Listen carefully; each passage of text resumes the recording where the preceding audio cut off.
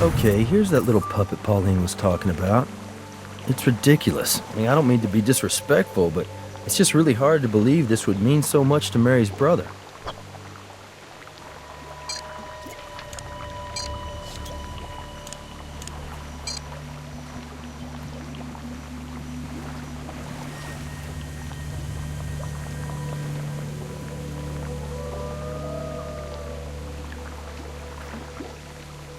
Looks like John's come out of hiding. Oh, God. Where did you get this? We understand it has a lot of sentimental value for you. It does.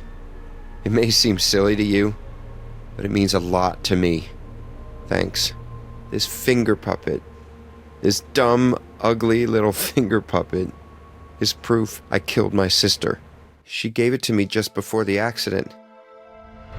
And then afterwards, I'd put it on her finger, and she'd make me laugh. It disappeared a week ago, right after I made Mary promise me she'd keep living. For me. 'Cause I could tell, in her eyes, she wanted to give up. She was tired. I couldn't let her go. When I thought I'd lost this puppet, it suddenly occurred to me that instead of convincing Mary to stay with me, I'd actually pushed her into leaving. I killed her. Someone else may have helped her, carry it out, but it's really my fault. John, I don't understand something, and I don't mean to be insensitive, but how would you know what Mary was thinking? She couldn't speak. She could hardly move. How were you communicating with her? We both knew Morse code. We'd tap into each other's palms. It's almost like how Helen Keller used to communicate. Mary knew Morse code. Yeah. For laughs, she'd tap out the things that bothered her on the regulator button, because she knew it would cut off after a certain point. She complained about blisters and cramps. Jane. Jane? Yeah. Mary told me every Sunday at some point she'd get so bored when Jane came over that she'd spell her name out with the regulator button. It's like the finger puppet. Stupid, but funny. I really miss her. We need to get back to the lab and review those regulator records. I think we may have overlooked our best witness. Look, officers, this is a really terrible time for me right now. I'm sorry for lashing out at you. I realize you're just doing your job. I lied to you about one thing. If someone did this to Mary, I want to know who. I'll help you. In any way I can. Ask me whatever questions you need. I could talk about Mary all day if you wanted me to. That Pauline wasn't actually a registered nurse? Yeah, Mary knew. She didn't have a problem with it. She liked Pauline a lot. She also knew how I felt about her. I think Mary probably thought I could do better than an ex-stripper, but she was happy that I was happy. Everyone knew we were a couple, including Jane. I love Pauline, and I know she would never do anything to hurt Mary. And even if Mary had wanted Pauline to help end her life, even if Pauline had found some way to communicate with Mary about that, she would have come to me first. Whatever you think you have on Pauline, I'm telling you, you're wrong. Pauline doesn't know Morse code. How could Mary have asked her? I know you probably think I'm blinded by love or something, but Pauline couldn't have been the one who ended Mary's life. Pauline and I were home all night. We got back around 10, and then we basically crashed in our room till morning. It's not really much of an alibi, right? Nobody saw us, nobody called us, but it's the truth.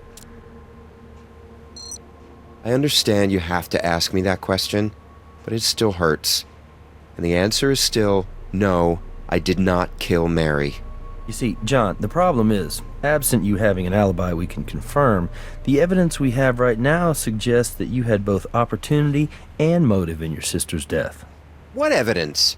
Well, for one thing, we found a shoe impression beside your sister's bed. It was left in fresh mud. We were able to match that impression to the shoes we found in your bedroom, the ones which still had caked mud on them. Wait a minute. Think about it. If I was really gonna kill Mary, why the hell would I track mud all over the house and leave my shoe print where you guys can find it and match it right back to me? You ever hear the expression consciousness of guilt? It means deep down, you might have subconsciously felt guilty for doing what you did. I didn't do what you think I did. The thing is, I have another pair of shoes just like those. I keep them on the boat. Somebody else could have used them. Somebody who wanted to make it look like I did it. Now, the weird thing is, I keep those shoes in a locked cabinet. But here's the key. Go check it out. Jane. My sister and I don't exactly get along anymore, but between the two of us, I'm the one capable of murder, not her. Jane and I aren't very close. When we were growing up, she was cruel and distant, and she was really judgmental, and she was always the victim. But I did appreciate how she tried to be with Mary after the accident. I can't see Jane doing anything to harm Mary. At worst, she would have just stopped showing up. Jane didn't like Mary. She didn't trust her. But then after the accident, Jane tried really hard to make things right between them.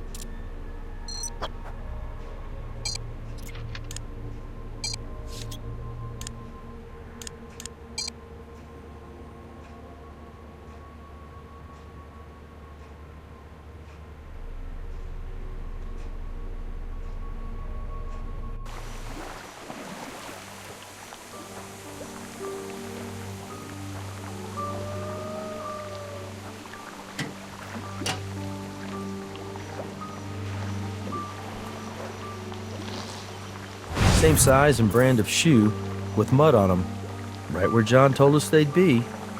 Okay, now the trick is to distinguish one pair of muddy shoes from the other.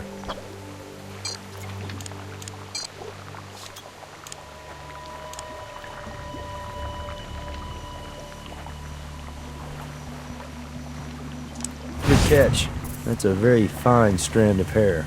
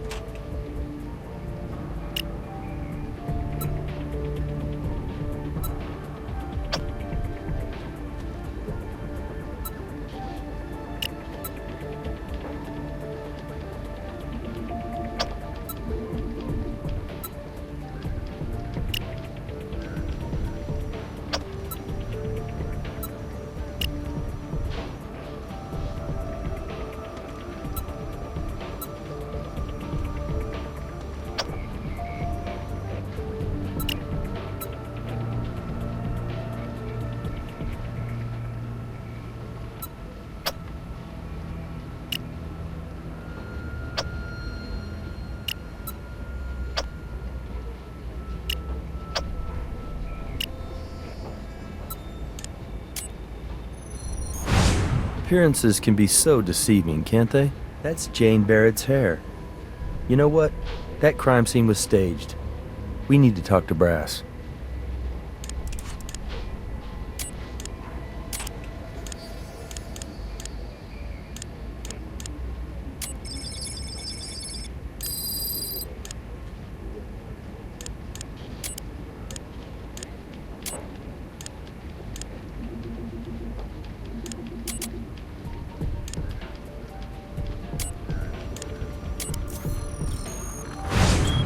Petroleum oil with a very low ash content.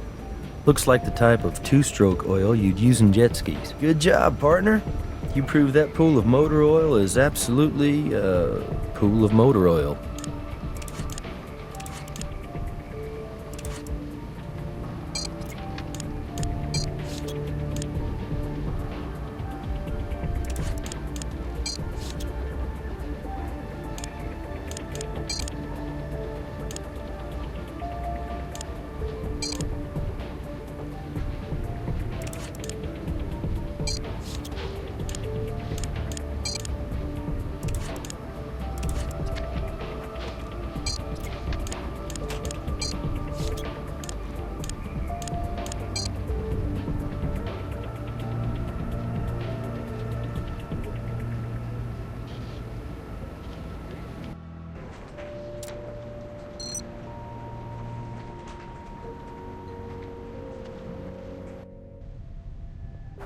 I don't understand. Why am I being brought in like this?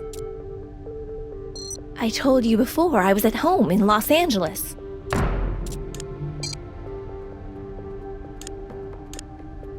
Miss Barrett, we found your DNA at a location which ties you to Mary's murder. That's not possible.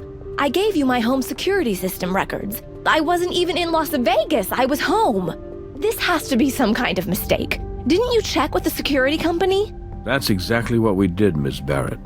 You, and everyone we talked to, mentioned how you would always pay Mary a visit every Sunday. But when we reviewed your home security records, we noticed one Sunday when your system listed you as home all day. I have an explanation. That is, May we see your phone, Miss Barrett? I'm going to get a search warrant for your home in Los Angeles, Miss Barrett. I'm going to have LAPD turn over the place and tell me exactly what they find. May I save you the trouble, Captain? You won't find anything there. You have no case. Just because I wasn't home doesn't mean I murdered my stepsister. That's actually quite a remarkable leap of imagination. And I would guess those don't usually play very well in front of a jury. I just heard back from the LAPD. They searched Jane Barrett's Lost Hills residence from top to bottom. Found nothing. Look, maybe Jane didn't want to risk traveling around with incriminating evidence on her, so she stashed it around here somewhere. All I'm saying is, it's worth looking into.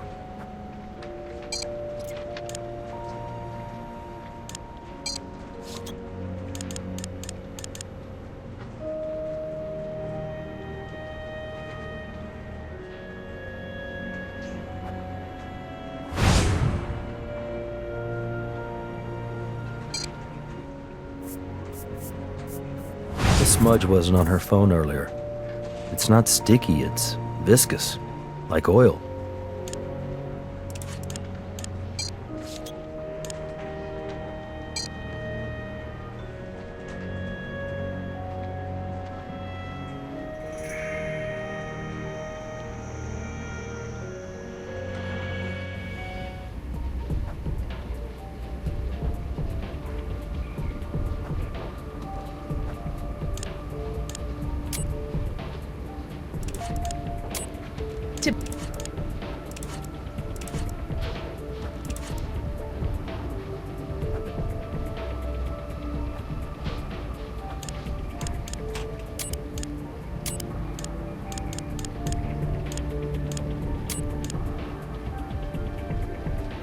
The shoe impressions we collected at the crime scene match the treads of the shoes we recovered from the boat. These are the shoes the killer wore.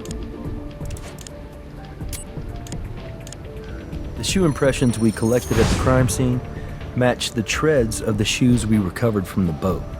These are the shoes the killer wore.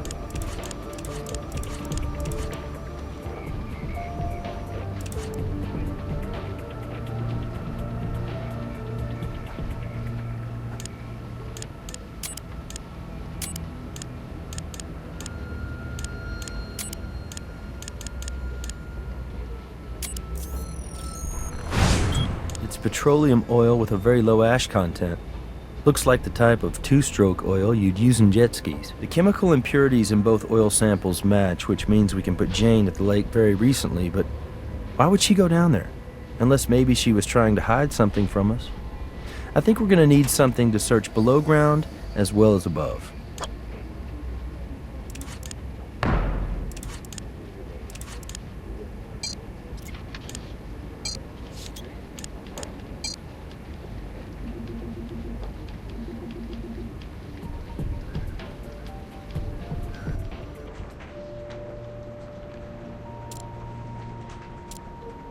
Ah, yes, the ultrasound device. It's impressive, but it's also expensive. Let's just be sure we really need it before we start wasting valuable resources. This evidence places Jane Barrett in proximity to that pool of motor oil. Okay. I'll get you that ultrasound device. Let's see if we can find out why she was there.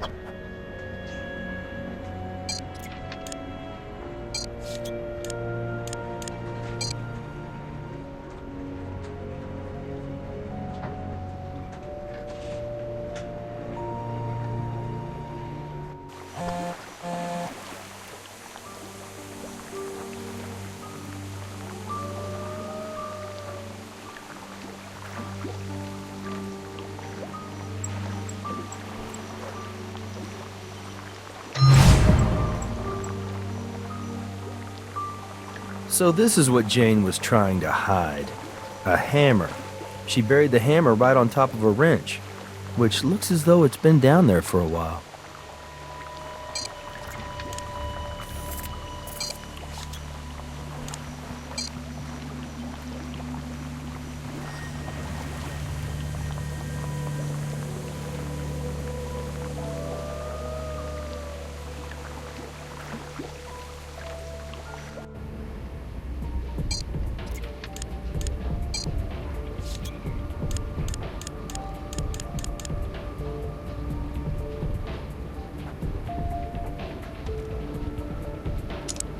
Looks like some kind of softer metal got embedded in the pitting on the hammerhead.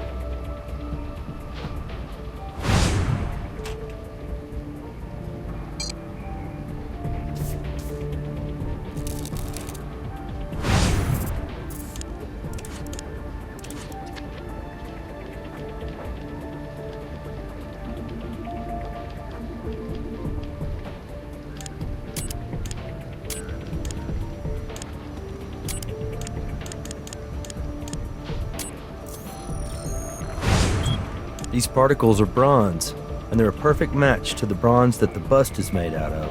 The bronze particles didn't come off by smashing the regulator.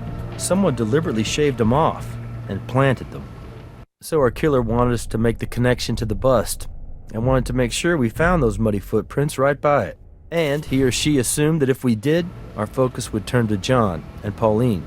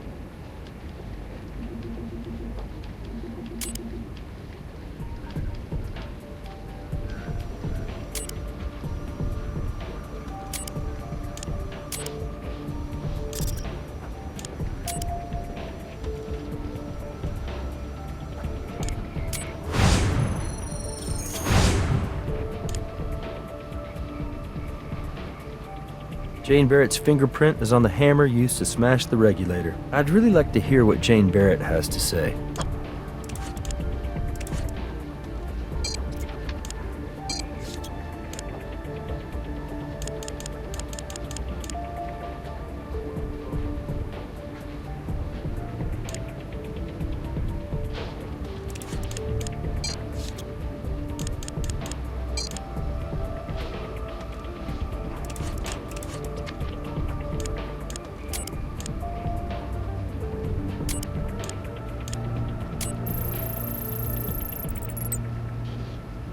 So here's what's bugging me.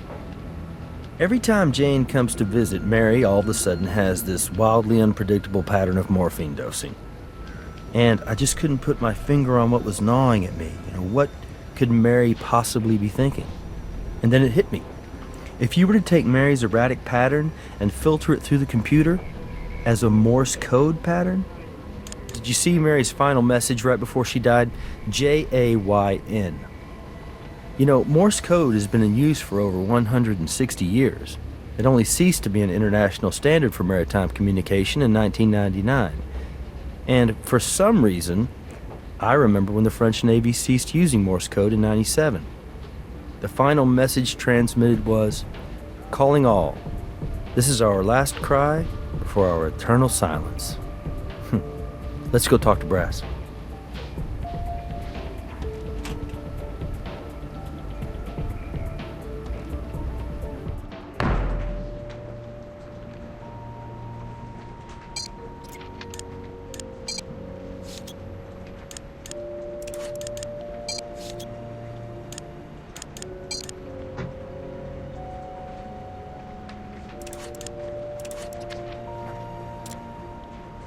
What do you got in the way of evidence?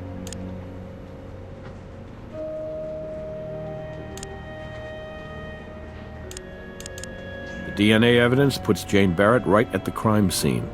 I'll get your warrant.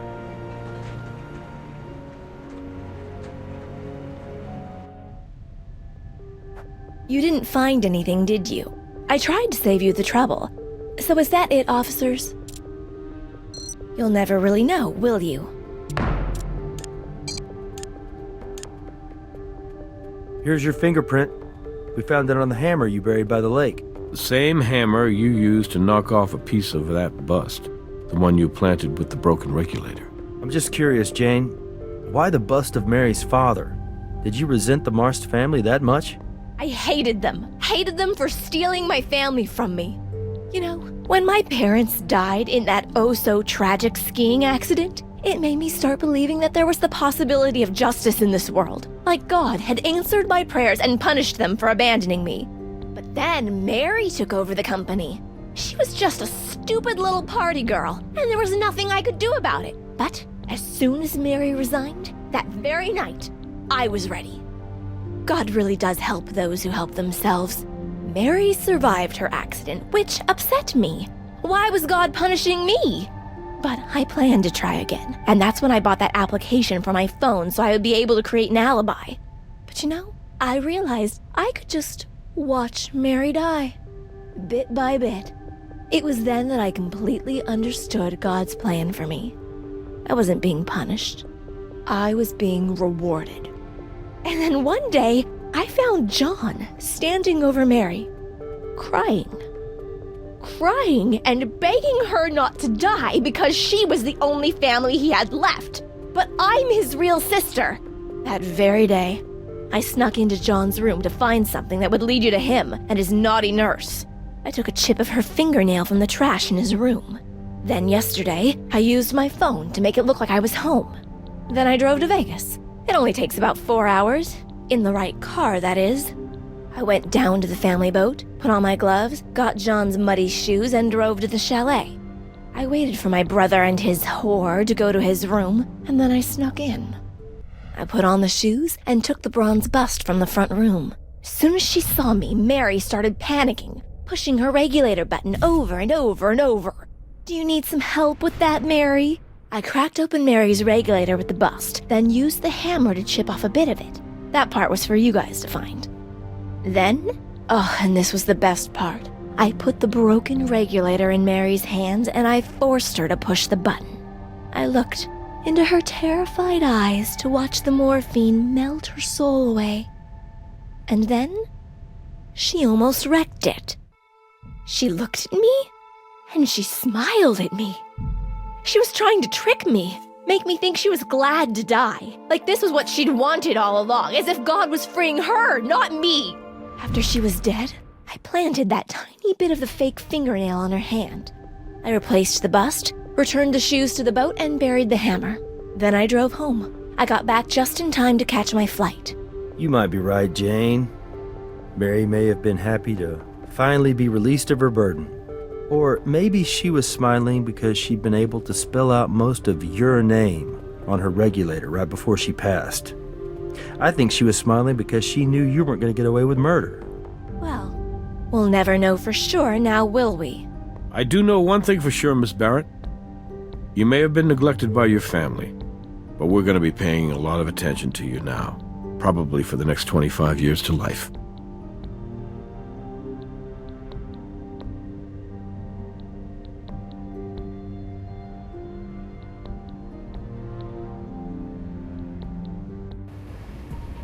Very good work, you two. A confession is always a nice bonus in a case like this one. Technically, 2 confessions. One for last night's murder, and another for last year's attempted murder. You keeping score, Nicky? I just think my partner here deserves full credit for chalking up 2 scores. And I think it should go a long way towards breaking up that cloud hanging over the team because of Huntby. You let me worry about Huntby. I'm telling you, Katherine, he's dirty. Good night, Nicky.